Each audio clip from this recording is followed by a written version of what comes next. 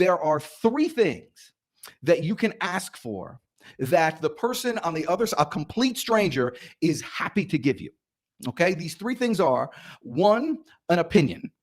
If you ask for somebody's opinion, they have one and they want to give you one. Second, and this is really great, but this is to be used on a sale, not like on a cold call, and that is advice. You ask for somebody's advice, it's the greatest thing ever. You're giving them a compliment because nobody asks for advice from an idiot or from a 3-year-old. Obviously, you think highly of them, although you wouldn't ask for their advice, so there's a compliment. And secondly, you're giving them the ability to assist you. And if they give you advice, and you accept the advice and utilize that advice and then call them back and say, hey, I did what you said and this is what happened, all of a sudden they have a vested interest in your success. But the third one, and this is really important, this is what you use on your cold call, is help. People are born to give help.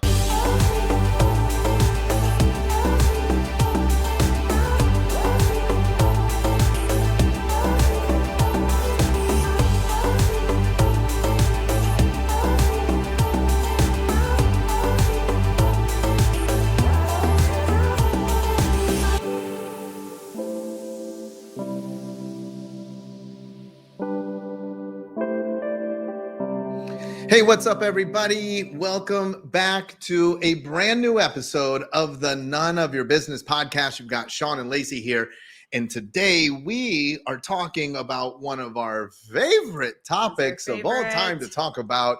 This is like, I don't know, like talking about like the Pittsburgh Steelers or talking about Succession or Peaky Blinders. Maybe the Pittsburgh Steelers for you, not so much for me, but we'll see. We have Dan Jourdan. We had the opportunity to be on his podcast, and we knew right away, just talking to him, like, man, this is a perfect fit for None of Your Business. So we've got the DEEGE, the Sales Energizer. We're going to be talking all things sales on None of Your Business. So if you are a big anti-sales person, listen up. I hate sales. Well, this podcast is for you. Dan, thanks for joining us on the None of Your Business podcast. Oh my God. I've been lit. It's 4:00 here on the East Coast. I've been looking forward to this all day. I literally woke up this morning and I said, I'm going to be with the two best looking people in Florida right now. And so I'm just pumped. I'll take it. Ready to roll. All right. We got to dive into this. A lot of the people that we work with in the service industry, they don't like sales. Sales gets a bad rap. People are like, well, I'm a doctor. I can't sell. It's so sleazy. I'm a lawyer. Lawyers shouldn't have to sell anything. Mm-hmm. Doctors shouldn't sell anything. What say you? Let's just start chipping away at this messed up mindset that we should not be selling things. Yeah. Oh, okay. Well, absolutely my favorite subject. And it's because here's the thing. Listen, you guys are married, right? Most people that you meet are married, or eventually they've had a girlfriend or boyfriend. Have they done something? Most people have met somebody else. But think of this: if you actually get married, you've actually, convinced another live human being to forsake everybody else. There's 7.5 billion people on so let's say half. So let's say 3.5 billion. Forsake 3.5 billion people and say, no, you're off limits. I'm just going to stick with you, one person, for the rest of your life. And you don't think you're a salesperson. I mean, how the heck did that happen? Just think of all you had to do to attract, to humor, to make someone interested in you, to some seeing a future in you. Think of all the little kind of maneuvering things that you had to do because it was worth it. When I moved I came to Atlanta weekend with a buddy of mine from home. So I came from New Jersey down to Atlanta. He takes me to some party, meet some girl, blonde hair, Southern accent, freaking bakes pies. I'm thinking this place is great. I don't know what's going on. So I go back home. I move here 2 weeks later and ask the girl to go out with me. And of course she says no. I'm like, no. She goes, I have a boyfriend. I'm like, you could have said something, but I moved here. I moved here. And so I made it my cause. And so I called this girl and I asked her out 1 week, and she said no. I said no last week, and I asked her out the next week. 6 months.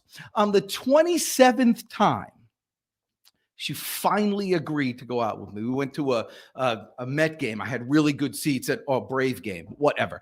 And actually, I got a ball from Doc Gooden, and I called her, and after that, we finally went out. And then, 25, 26 years later, we're married, a couple of kids, and everything's good. But at the time, I asked her, I said, why did you finally agree to go out with me after all this time? And she said something that I think everybody should take in terms of people who don't want to be salespeople. It should really just take to heart. She said this to me. She said, I figured if you were willing to work this hard to get me, you'd be willing to work equally as hard to keep me. And I realized then that when you really want a customer, like if you really feel you're going to improve their lives and you're willing to do whatever it takes to do that, man, it's flattering. And I tell everybody in sales training, there's 2 words that you have to put in to your sales presentation. And that is, I want. You need to tell somebody, I want to do business with you. I mean, it's so much different than you say, hey, I think we could really help you, and it might work out well if we get together and we'll see if we can help you. But if you, that same thing, hey, I really want to do business with you. I know I can make your business better, and you're going to love what happens in the end. Let's go ahead and get started. That's really good. Just 2 simple words can change so much. But okay, I have to go back. When someone says, I want you, I mean, it's flattering. It's powerful. Yeah. Yeah. It's powerful. But you said something else that I really love. You were talking about, getting somebody to marry you. The reason that you have the ability to sell them on that is because it's worth it, right? Now, I truly believe that all the service providers out there that are listening to this podcast, they're in love with the thing that they provide, and they truly know that it can help change or shift someone's life for the better, the service that they can give. But yet they still struggle with being a salesperson. So how do you bridge that I hate sales, but I know it's worth it gap when it comes to your business? Yeah. You have to brainwash yourself. And I do it. I literally do it in between each call. And I'm the world's best cold caller. We could talk about that later, but I just love doing it. We're going to talk about that. Okay. But yeah, you literally have to brainwash yourself. I have a little mantra that I say 30 or 40 times a day. It's a little things. I lead, not follow. I believe, not doubt. I create, not destroy. I make the news. I don't watch the news. I'm a leader. I'm a force for good, force for God. Set the standard, defy the odds. I stand up. I take charge. I win. And then I walk in. And so I'm like totally brainwashing myself. But one of the things you need to do is remember, I'm giving. I'm here to give. I'm here to serve. I'm here to serve. And you have to say that in between each call, because what happens is it's so quick that you just get into that. I got to make a sale. I got to get them to do something. I got to get them to give me something. No, baby, you're just giving them. I have hey, I wonder if you can help me. The reason I'm calling is we help companies just like you earn more money in less time with this software program. And I calling to see if I could set up an appointment to show you if it'll work for you. How's Wednesday at 6? How's that sound? Whatever. You're given. I'm giving this. Yeah, almost like if you have the cure for cancer, if you really believed in your product. The reason why people don't like sales is, in my opinion, they don't believe enough in their product and their service and the whole thing. There's 4 beliefs that a salesperson needs to have. You want to know what they are? Yes. Okay. There's 4 beliefs. The first is you have the belief in your company. Very important that the company is there to back you up, and it's credible, and it's going to make you look better, and everybody look the same.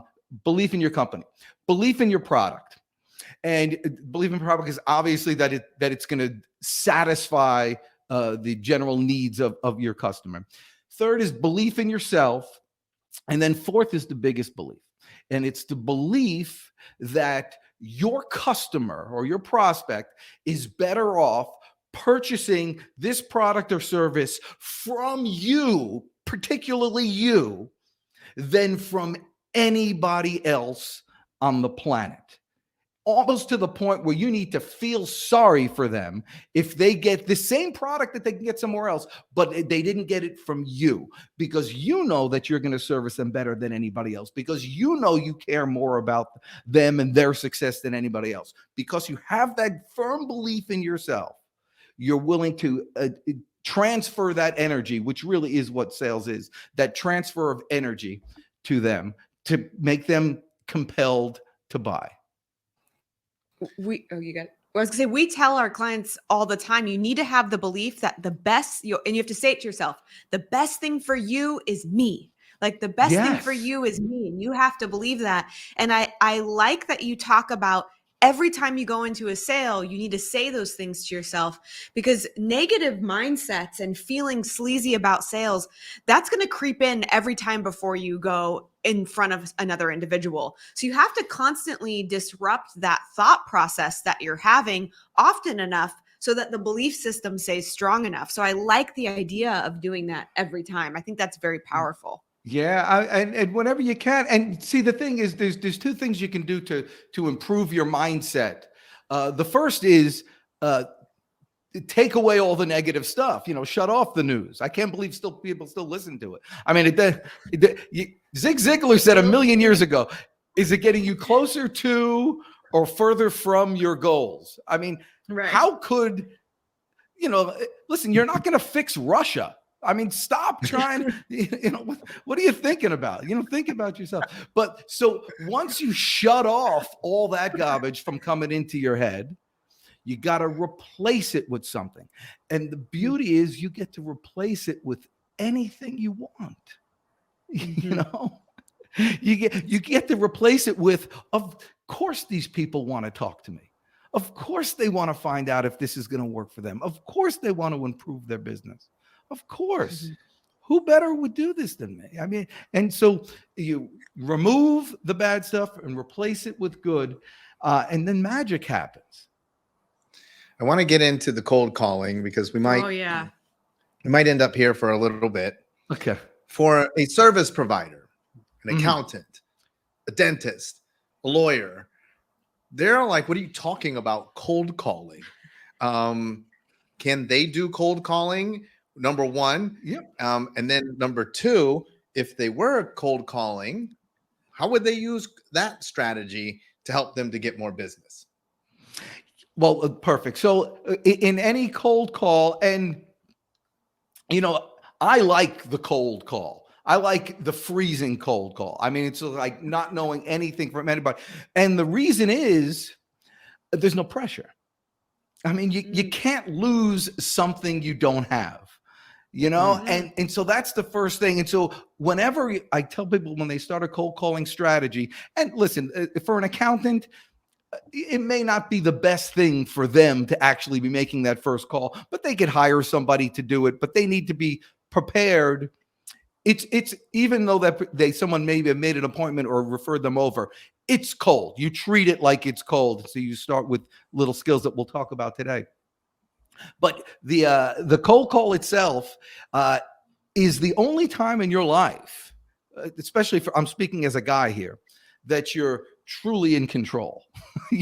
Like it's like you're deciding when you're going to call, you're deciding what you're going to say, you're deciding, how and which. It's the only time you're in control.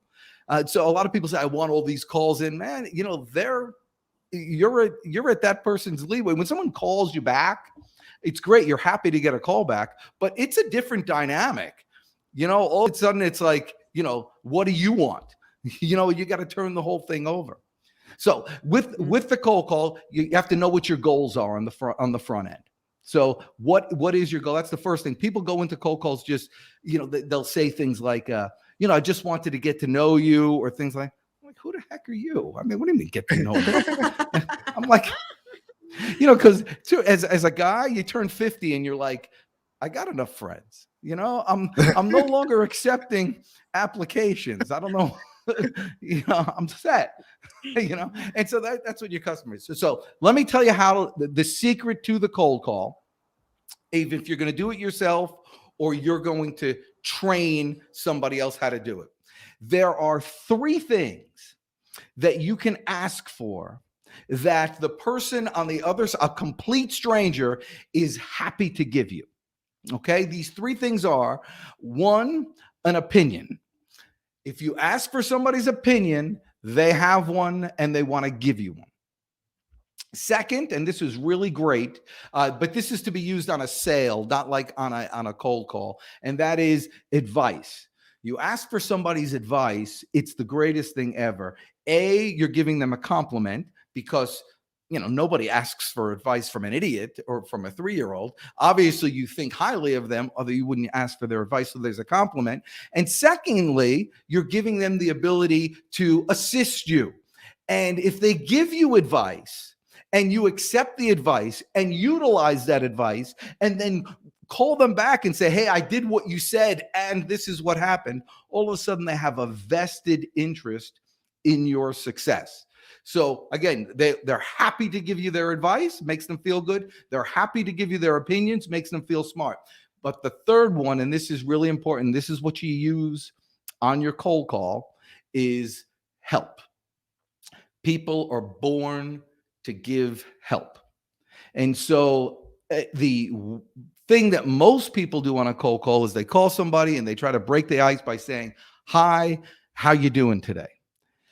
As soon as you say, how you doing today, what the person on the other end is hearing is cold call, keep away. And they start like building up a brick wall of defenses in between. Like they just know it's a cold call and all of a sudden they put their fists up and you don't have a chance. So never, ever say, hi, how are you doing today? Instead, use the 7 magic words. And these 7 magic words have earned me and will earn you more money, more time, more relationships than anything else. It works on everything except your wife. The words are, I wonder if you could help me. And that's what you say when you call someone on the phone. Hello, this is Mr. Jones. Hey, Mr. Jones. Hey, I wonder if you could help me. My name is, and you're in. If you go into a department store, when we used to actually go into stores, and a salesperson comes up to you, and what's the first thing they say to you? Hi, how can I help you? Help you. You're literally letting them do their job. And you call somebody on the phone who's and the receptionist answers. And he answers and he says, hello, Johnson Enterprises. How can I help you? So if he doesn't say it, you say, hey, I wonder if you can help me. What we do is get people on the front page of their for their website. We get people on the front page for Google. Who would be the person I would need to speak with in regards to that? Their job is, that's Bill Jacobs. Okay, great. Can you send me over? Sure. And then when you get Bill Jacobs on the phone, check this out. Oh my gosh, is this good? I mean, hold on, let me catch my breath. This is so good. So then when you get Bill Jacobs on the phone, same thing. Hello, wonder if you can help me. What we do is we help companies like yours get on the front page of Google. Who would be the person I need to speak with about that? And Bill Jacobs has to say, oh, that would be me. And all of a sudden, you're in. He's talk, because the whole thing is you want to say something quick and ask them a question. You could even do this. Hey, I wonder if you can help me. and they will say, uh-huh, like that, and it's very important to get the other person talking, because on a cold call, there's one thing I know for certain. Nobody, and I mean nobody, is going to hang up on you while they're talking. True. So it's very important to get them, because if you say something and then they say something, that's called a conversation, and you've officially obliterated the fear of the cold call. You are now in a conversation. So then how Pretty do you good. go from, yeah, this is great. So now you're in, and we're talking to Mr. Jacobs, and he's the one that can make the decision when it comes to getting on the first page of Google. But then now, how do we bleed in the three things, advice or opinion? Like, now what's the next step to get him to continue to talk? Well, Bill was really nice. Thanks for getting me. Hey, generally the people that we work with are dealing with, they want to get more customers. They need the phone to ring more, and they don't want to pay so much for online advertising. Am I pretty close to the truth?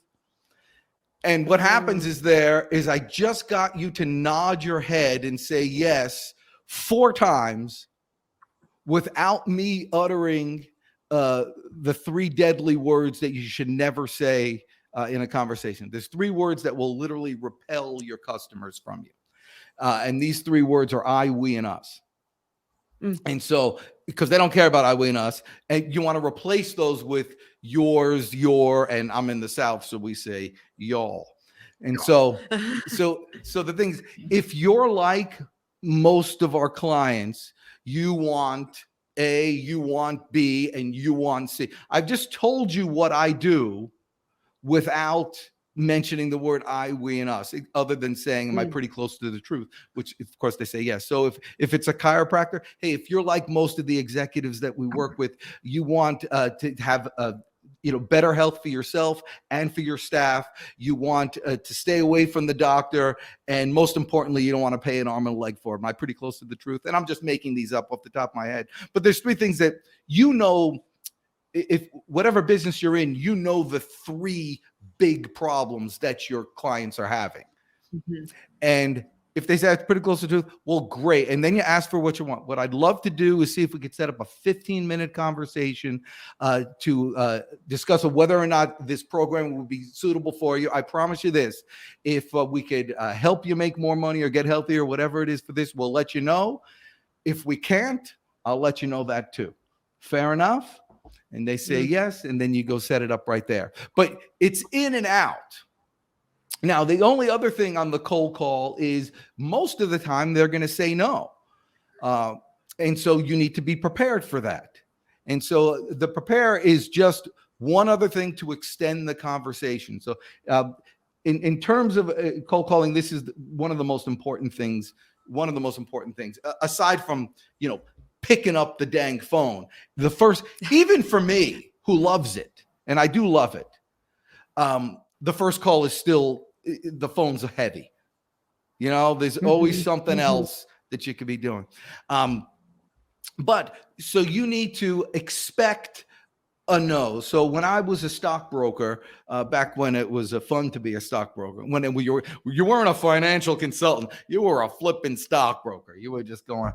So my sales pitch was this. Hey, Mr. Jones, I wonder if you could help me. My name's Dan. I'm with Bear Stearns. Real quickly, I was calling to see if you might be interested in buying a Fort Howard bond paying 9%. How's that sound? And I did it for 5 years. That same pitch, no one ever bought a Fort Howard bond at 9%. It was a junk bond. But nobody ever bought it because they didn't know me, they didn't trust me, whatever. They all said no. I didn't care what they said. They could have said, no, I never buy bonds. They could have said, you're ugly. They could have said anything they could have said. I would have come back with the same response. I would say this. Great. Well, let me ask you, when you do invest, what's been successful for you in the past? And if they extended the conversation, I'm in the house. I have a company that does, they sell software for boats and marinas. The sales pitch that we put together for them, I was calling to, we do online booking software for marinas just like yours. I wanted to see if I could set up a 15-minute call to see if it will work out for you. No, we already have one. Great. Well, let me ask you, with your rental units like that, how many boats do you have for rent? And if they answered you, then you extend the conversation. Generally, when people get about, a dozen boats, they want to migrate to a more industry-specific solution. Let me ask you, you trying to prove anything in your business? So this is after they've said no. So that kind of script needs to be prepared for you. So it's almost like when you expect them to say no, and they do, you're almost excited. Oh, I get to use my script. And so it works out fine. And I really, just to get started, the only other thing I would say is, just like in any sporting event, where you have to, you're playing football, man, you can't just run out on the field. You got to warm up. And so I tell everybody, listen, the worst thing that could happen to you, you're a job seeker, you're, a salesperson, the worst thing that can happen to you if you get like the perfect interview or the perfect customer and it's your first call. With your first interview, you're gonna suck. You're gonna blow it. So you got to get your voice right. You got to get your game on. So I say, just take some really cold, useless names out of the phone book. I couldn't care less, and knock out 10, 12, 15 that mean nothing. Not for them, but for you. Not to make sales, but for you to get better. I want to come back to this, but the key to getting somebody on the phone. Mm-hmm. Most people in today's world, you picked up your cell phone, a number comes in and you don't recognize the number. Usually don't pick up. Any advice for what we should say on the message that would stimulate someone to actually return the call? Yeah, well, it goes back to belief, that we talked about before. Now, the beautiful thing about a voicemail, which many people don't leave, but the beautiful thing about a voicemail is it's time for you to practice. You can give your pitch. So use it for what you're going to use it for.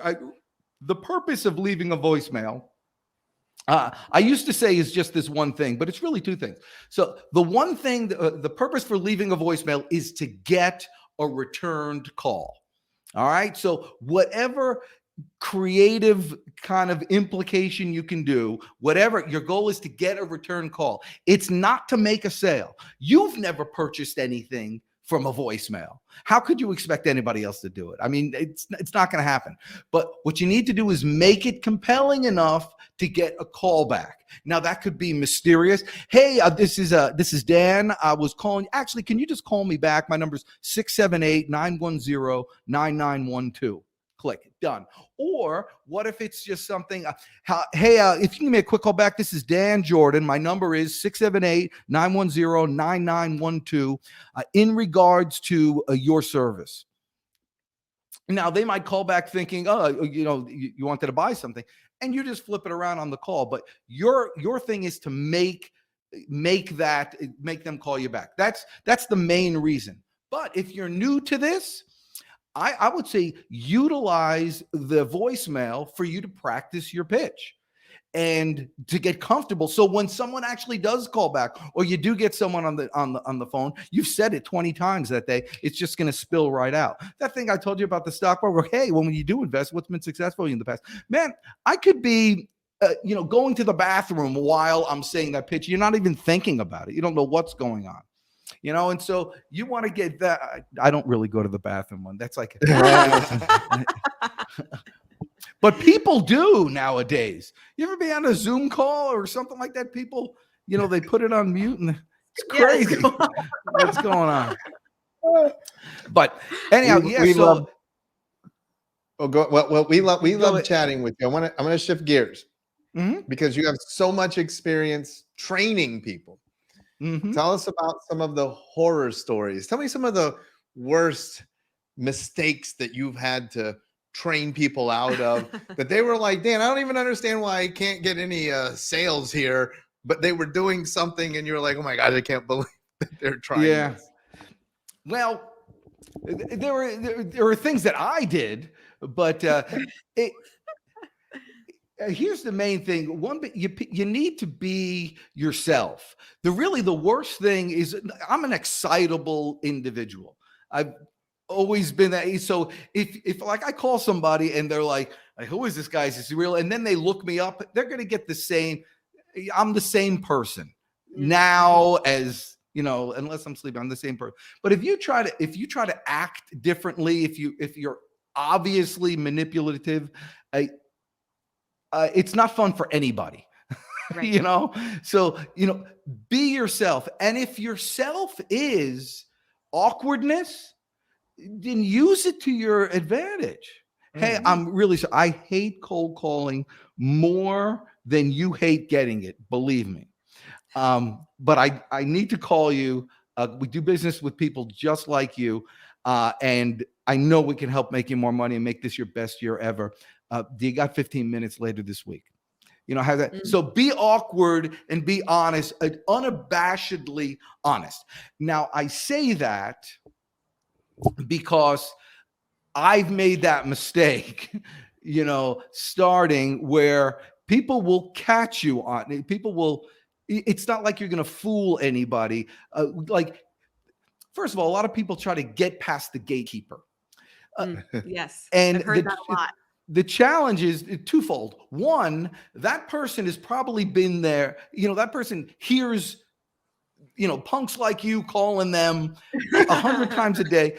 You're not going to fool anybody. You're not going to get around them. They're going to get angry. It's not to do them. And secondly, never refer to them as a gatekeeper. Just think of the mental imagery. I mean, it's like a suit of armor, and they have like an axe and, you know, a sword, and you're trying to get through the gate. I mean, what kind of attitude are you going to bring to the table? And that's the biggest. It's just so embarrassing when people try to, you know, manipulate and go around them. And it's like, if some 15-year-old kid said, I'd like to speak with Bob, please, you know, because Bob is like the CEO, and, you know, but somebody told him, you know, have a stern voice and just order these people around. You know, it's just a bunch of garbage. But instead, refer to that person who answers the phone. I always consider them like my sales assistant. And I give them that line. So here's my process. I know this person is there to assist me. I call up on the phone and she says, you know, hello, this is Betty from Johnson Enterprises. I say, hey, Betty, I wonder if you can help me. I'm with a company. We do, you know, help companies get on the front page of Google. It's really awesome. Who would be the person I need to speak with? And Betty is like leaning in instead of going away saying, you know, sure, you know, let me get you. We already use somebody. We've been here 50 years, but you need to talk with Bill. Great. You know, Betty, you know who's better than you? No one. You're awesome. Listen, he's probably not going to answer the phone. Would it be appropriate for me to get his email address? Sure. And then start the process from there. A lot of times, Betty is your avenue into anything. And so don't look past that. That's the biggest mistake people make, is discounting the value of whoever answers the dang phone. Just on the on the final descent here, got to bring this one up. Love asking salespeople this.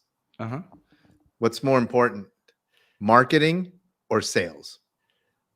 Oh, well, am I the owner of the company? Listen, they're both. This is how I do it. Marketing, if done right, brings people into the store. Sales slams the door behind them before they can get out. And so that's where it goes. But if marketing is depending on the product, your marketing is your best salesperson. You know, if you do an entire, like, if they're 90% sold by the time they call you, your marketing is done right. And like people at Salesforce, for instance, the executives at Salesforce, the account managers at Salesforce, they're on like $700,000-$800,000 a year, and they're in essence order takers. You know, because the people that they're dealing with, they've already bought it. They already know they need it. Can you implement this whole thing? And they're just there, you know, schmoozing around. For Salesforce, marketing's the most important thing. For a small business, they really have to work in tandem. I tell everybody, when you want to do a marketing plan, like that company that I work with that gets people on the front page of Google, Bing, and Yahoo, guaranteed in 3 months or your money back. Unbelievable. Great service. But if the calls start coming in and they can't, close a barn door, everything's a waste of money. So I tell everybody, if you want to start a marketing program, maybe the principal needs to be the best salesperson. Even if they hire another salesperson, the best training for that other salesperson is basically set appointments for the person who can close them, the owner, and be on that sales call, and you'll learn through osmosis. That's the way to do it. So sales and marketing are equal, but one without the other, you both go broke. It's super important. You said the principal needs to be the best salesperson. The principal. So many people are like, I'm the principal. I just want to hire a sales team. The sales team. I don't want to deal with sales. Yep. Yeah. I think you might as well shut your doors. Listen, if you're not growing, you're shrinking. If you're not climbing, you're sliding. There's no in between. It's not like you're ever all set. As soon as you say I'm all set, it's done. Your best salesperson leaves. Your sales manager leaves, takes their customers with you. Well, the principal needs to be the best salesperson from the start. They lead that's what's called a leader. Advice. Right. Yep. It's good advice. It needs to trickle all the way down. People need you. The Deej. How did they get in touch? The Deej. Listen, you just look, Dan Jourdan. So how the Deej came is, so I'm Danny Jourdan in high school, but there was another kid, Danny Diano, Italian, good looking, tall football player, got all the chicks. And so he kept his name Danny, and I got my initials DJ, which I love because people just remember. So DJ turned to Deej, and then I realized there's plenty of Deejes. But when I'm in the zone, actually, this is important. Let's close with this because it's really good. I love everybody. Sometimes everything's going well. You don't know what it is. It's like you're getting your calls in, everybody's laughing at your jokes. It just work. Everything's working. And you're in like a zone, like sports figures get into the zone. And when you get into that zone, you need to kind of codify it. And so I created an alter ego, and the alter ego is not Deej, it's the Deej. And so when I need them, like the last 100 yards of the race, when I'm on an awesome podcast, man, you're not getting Danny Jourdan. You're getting the Deej. My kids knew about it when Daddy would need them. Turn them on. We need them. Turn on the Deej. We're about to go. And so, when you get into that zone, that alter ego, you're a superhuman. And we started this by getting your mindset right of not being a taker, that you're giving and all that stuff. And you have the ability to brainwash yourself, and the Deej can do things that Danny Jourdan could never do. And when you're in the zone, you guys, when you're on stage, when you're meeting with all your clients, when you're presenting, man, that's God-given stuff. And it's a shame to have all that talent and not put it to use. You asked why I love sales so much. And that is, it's almost godlike. And I don't mean this in a blasphemous way, but when you have a baby and you're like, I remember we had a baby, and I'm like this baby, and I'm like, how did this happen? This was once nothing. And now it's a baby. It's a human life, from nothing to life. Well, in sales, you got nothing. But you got somebody who wants something over here, and then you have somebody who makes something over here, and all of a sudden you put these two together and you create something from nothing. And it creates entire civilizations because somebody had an idea and put that together. And that's you.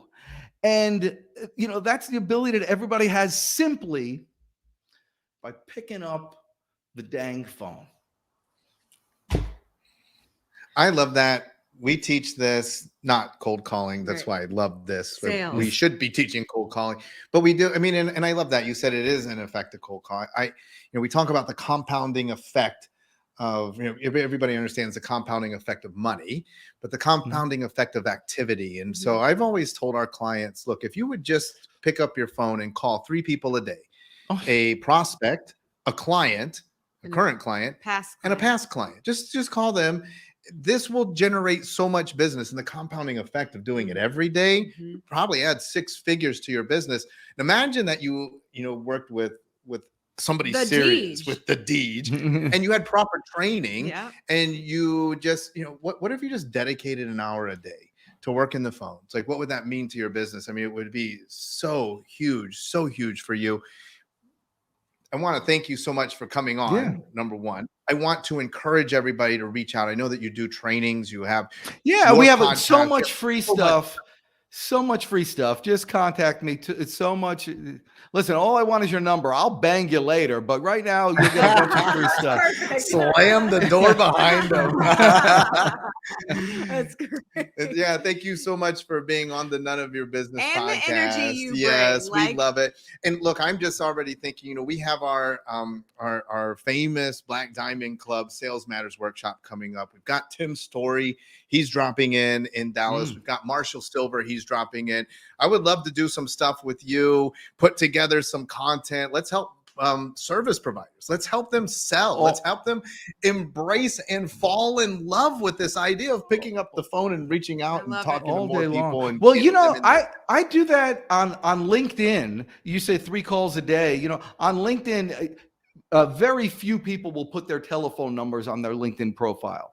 But those that do get a phone call from me. And that's my call. And my call goes just like this. And your chiropractors can do the same thing. When you said for those 3 calls, the call just goes just like this. Hey, this is Dan Jourdan. You may or may not know me, but we are LinkedIn buddies. And I was just calling because I see that you put your telephone number on your profile. And anybody that has the courage to do that gets a phone call from me. I wish nothing but good things to happen to you for the rest of your life. Eat well, live long, and prosper. Go get them today. And hang up. 2/3 of them call me back. That's love it. Great. That is great. That was the gold bomb that just needed to be dropped at the very end of this podcast, because that, if you listened all the way through, which you should have, and you got that, that's going to make money hand over fist and allow you to reach more people and make a bigger impact, just like we love. If I was Brad Lee, I'd push the little button and go. Yeah. Brad? I got to get Brad on my show. That guy's a monster. Oh, we can probably help you get to Brad. Yes. All right, I'd love to do something with you guys. Let's rock it. 100%. That's a deal. Thank you so much. We appreciate you. All right, everybody. We'll be back again next week with a brand new edition of the None of Your Business podcast. Don't miss it. And like we said, 2022, we're going to be dropping in some shorts. We're going to be talking about current events. We're going to let you know what Lacey's thinking about, all things. Chanel price increases, about Russia. We're going to talk about inflation. We could talk about Succession, Peaky Blinders. We could talk about Money Heist. We could talk about all that stuff. All sorts of things. Back again next week on the None of Your Business podcast.